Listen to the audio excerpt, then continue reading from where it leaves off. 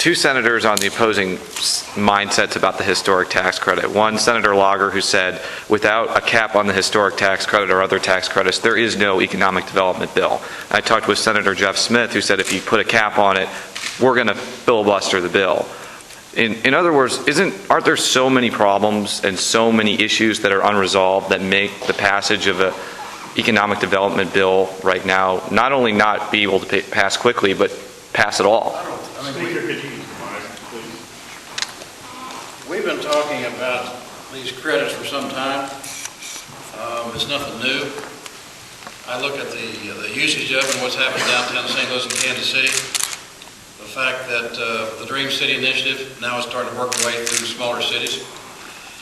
I'm happy to work with the Senate, but there hasn't been, other than one or two times, a dialogue about the overall picture. The House will have the last words on tax credit. It's a House bill. Charlie Shields asked us to start it, and I suspect he probably asked us to start it on purpose because he knew this was coming.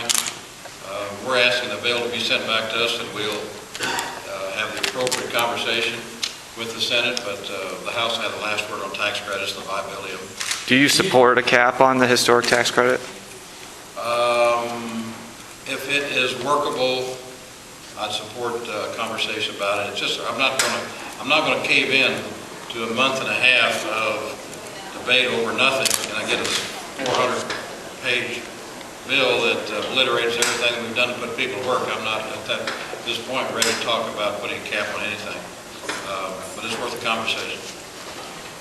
Has the Senate debate shifted, do you think, shifted away from what that bill really is all about? Absolutely. In this bill, we have a major expansion of a major company on the eastern side of the state. Part of this research and development tax credit applies to that company. It's lots of jobs, lots of expansion, lots of development. I'm not at liberty just yet to tell you who that company is, but they're holding jobs hostage when the House, along with the governor, feels it's important because the economy to work as hard as we can to create jobs and create opportunities, and we continue to do that. That's why we're going to keep sending this bill over, and if it stacks up over there, we'll just keep sending it again until they have a truck of paper. We don't care. We got to break this thing loose and get people working.